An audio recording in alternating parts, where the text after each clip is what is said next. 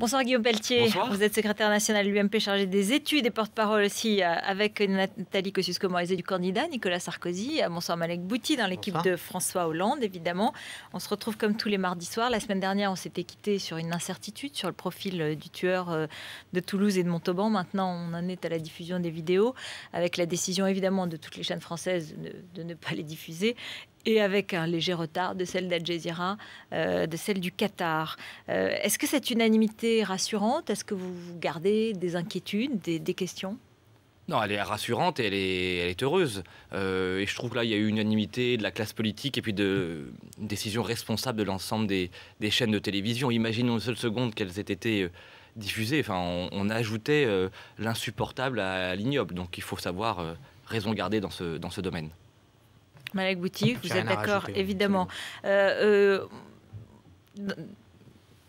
vrai qu'on en est arrivé à beaucoup de questions, puisque on a parlé d'indic, est-ce qu'il est un indic, est-ce que aujourd'hui, quel effet cela va avoir? Mathieu Guilher, qui était assis là, disait, de toute façon, ces vidéos, elles risquent de circuler, et le personnage risque d'inspirer, toutes ces réactions unanimes de condamnation et même de dénonciation. Moi, je pense que, si vous voulez, il y a deux débats différents. Il y a un débat légitime autour et qui interpelle les Français, c'est-à-dire, est-ce qu'il y a d'autres Mohamed Merah présents sur le territoire? Est-ce que ce qui s'est passé peut se reproduire? Et donc, une interpellation des services de sécurité, de leur méthode, et c'est un débat qui est légitime et qui ne doit pas être interdit. Ce n'est pas une question de mise en accusation. Je pense que dans l'intérêt du pays, la solidarité collective de la lutte contre le terrorisme, c'est aussi la responsabilité collective.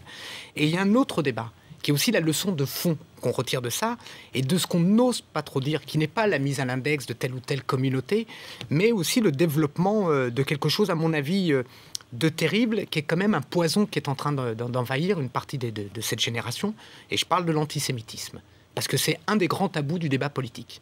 Pas simplement les victimes de l'antisémitisme, mais pourquoi, alors que, et j'en étais un acteur, depuis le début des années 2000, un certain nombre de gens ont tiré la sonnette d'alarme. Vous étiez président des SOS Racisme, d'un retour très important de l'antisémitisme, une banalisation, une expression à tel point qu'il y a des sujets qu'on ne peut plus traiter dans certaines écoles, le Holocauste, etc., ou une réduction de l'antisémitisme au nazisme, point à la ligne. Je pense que là, il y a une urgence d'action.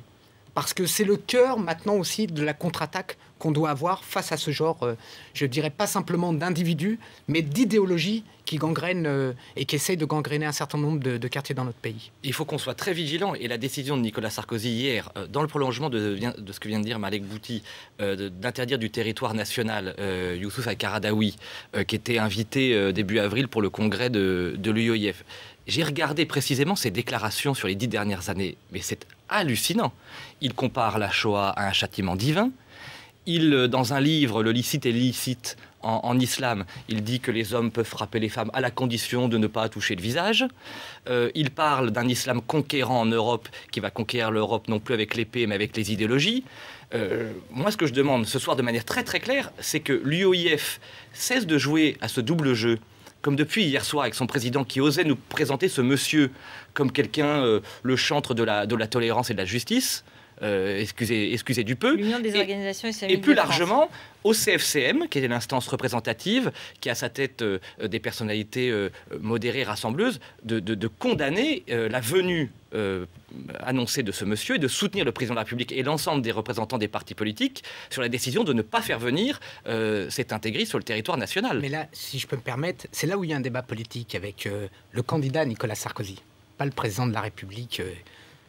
C'est qu'il y a une sorte de contradiction en permanence dans son comportement. Parce que cet homme que vous évoquez, il y a quelques semaines de ça, il était en tournée en France, au vu et au su des autorités françaises. Et je pense pas, j'ose pas espérer que le ministre de l'Intérieur, différents responsables n'étaient pas au courant. Au début des années 2000, pas il y a quelques semaines. Il y a quelques semaines encore, ces gens-là étaient encore... des prédicateurs étaient présents sur le territoire. Je sais qu'il y a eu une conférence à Lille où il a été question de ça. Il y a quelque chose où je veux bien qu'on monte sur ces grands chevaux autour des lois contre le terrorisme. Mais moi, je constate une chose. Je constate qu'on ne peut pas simplement réagir. Qu'on réagisse, ça fait partie des méthodes politiques à des petits faits divers. Mais là, l'enjeu de la sécurité nationale et plus encore, l'enjeu de la cohésion républicaine demande maintenant un peu de cohérence. Et je trouve, et là je le dis, je l'assume, il faut avoir la nécessaire solidarité des démocrates quand il y a la lutte contre le terrorisme, mais il faut aussi tirer des bilans. Je trouve que le président de la République est très fort pour parler, mais très faible pour agir. Et en particulier, il a tenu un discours de fermeté par rapport à un certain nombre de valeurs qui, en fait, il y a eu un accommodement. Et ça, c'est extrêmement grave. Ça, c'est extrêmement grave pour le pays. Mais sur ce sujet-là, Nicolas Sarkozy, dès hier, a pris la décision, en tant que président de la République, d'interdire la venue sur le territoire national de cet intégriste. On aurait aimé d'ailleurs que l'ensemble des formations politiques le soutiennent de manière ouverte. Guillaume Pelletier, je vous rappelle que c'est Marine Le Pen et Manuel Valls qui, tous les deux, ont pointé la venue de cet imam al-Qaradawi en France. Oui, mais celui qui a pris la décision, c'est Nicolas Sarkozy. Il y a eu une polémique toute la journée d'hier. Il a dit que cette décision était malvenue. Oui, mais regardez, Routelkier. Hier, l'UOIF, toute l'après-midi, toute la soirée, a dénoncé la mesure prise par Nicolas Sarkozy. Et on ne peut pas dire que les autres formations politiques soient venues au secours, entre guillemets, du président de la République. C'est cette décision qui est une décision courageuse. C'est très intéressant ce que vous dites, mais c'est une sorte de tautologie. Il est le seul à pouvoir décider. Il est le président. Si François Hollande était président, il pourrait prendre ses décisions. Donc on ne peut pas reprocher à des gens qui n'ont pas les pouvoirs de ne pas prendre de décision. Deuxièmement, je vous entends parler de l'UOIF. Le seul homme politique français qui a été au congrès de l'UOIF, il me semble, qu'il s'appelle M. Nicolas Sarkozy. Troisièmement, au-delà de quelques prédicateurs, moi, je le dis, là, je sors même de la polémique politicienne. Je ne comprends pas, alors que tout le monde sait ce qui se passe, tout le monde sait la propagation de l'antisémitisme, qu'on n'ait pas eu une action. Et sur quoi? Pas simplement dans la répression, il en faut de la répression. Je ne comprends pas qu'on n'ait pas mis sur pied ce qui est l'outil de base dans la lutte contre ce genre de préjugés, dans l'éducation. Je ne comprends pas qu'il n'y ait pas eu de cours spécifiques, qu'il n'y ait pas eu d'outils qui aient été donnés, parce que la lutte contre le terrorisme et la violence, c'est une lutte policière. C'est une lutte aussi en amont pour isoler ces gens-là du milieu dans lequel ils évoluent. Parce que ce qui est grave, ce qui choque les Français aujourd'hui, vous savez, c'est quoi? C'est les événements, bien sûr, mais c'est ce qui se passe un peu après. C'est les réactions de certains qui ont vu. Voilà. Alors, non mais éclairer alors les dirigeants du Parti Socialiste, parce que autant on est sur la même position, mais manifestement au Parti Socialiste, ils ne sont pas totalement d'accord avec vous. Je rappelle sur deux éléments clés, moi, qui m'ont beaucoup marqué. La burqa, l'interdiction du port de la burqa dans l'espace public, qui était l'affirmation des valeurs de la République et de l'égalité entre les hommes et les femmes. Le Parti Socialiste, je l'estime, moi, de manière honteuse, avait fui l'hémicycle et ses responsabilités à ce moment-là pour une loi qui aurait dû faire l'unanimité et qui avait été votée à l'initiative et de Nicolas Sarkozy et de Jean-François Copé, quand même. Et à chaque fois qu'il y a un problème dans ce pays, on annonce une loi ou un texte. Ah oui, mais les symboles ont leur importance. Je suis pas contre, mais il y a un moment, il y a du travail. Et le bilan en matière d'action, sans faire de nouvelles lois, comment on peut m'expliquer, alors qu'il y a un consensus sur cette montée de l'antisémitisme, qu'il n'y ait pas eu l'ombre d'une action durable sur la jeunesse là-dessus? Ça, je ne comprends pas. Voilà les positions de chacun et les suites. Ce drame, ce psychodrame et ce drame et ces victimes laisseront des traces dans la campagne électorale, mais elle repart, elle redémarre.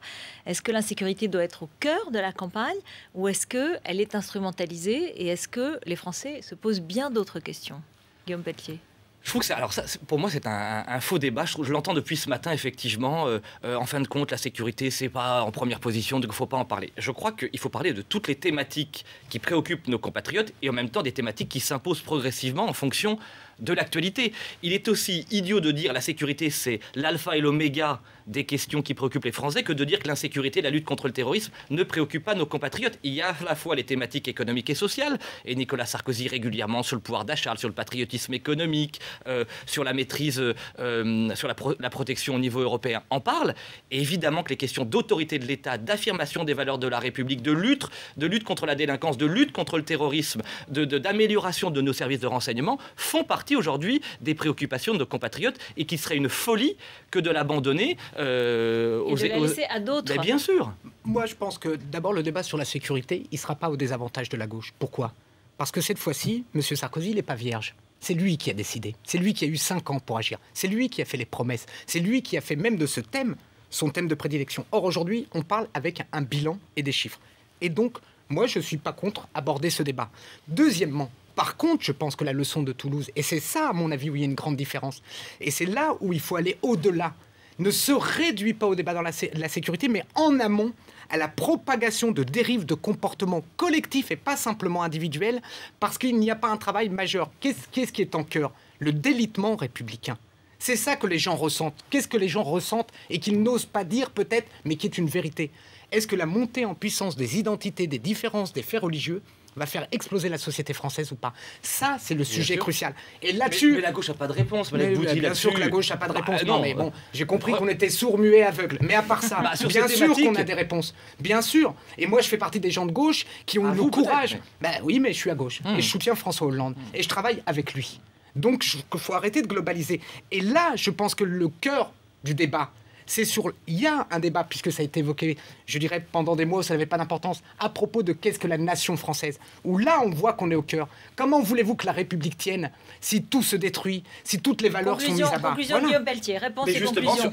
Sur la question des communautarismes, on a entamé depuis 10 ans des mesures et des réformes extrêmement audacieuses que la gauche n'a jamais votées, sur l'autorité, sur la sanction, les centres éducatifs fermés, la construction de places de prison, la lutte contre la récidive, la vidéoprotection, l'armement des polices municipales. Il y a un fossé entre la gauche et la droite. La gauche, à votre exception près, peut-être Malek Bouti, n'a pas fait sa révolution sur les questions de sécurité, alors que Nicolas Sarkozy, à droite, de manière incontestable, a affirmé haut et fort l'autorité de l'État. Moi, ça me semble tellement évident aujourd'hui. Il a parlé, ça c'est sûr. Il a agi. C'est autre chose. Regardez les réformes dont je viens de parler. Merci beaucoup. Merci à tous les deux. C'est tout de suite le 20h d'Alain Marchal, bien sûr.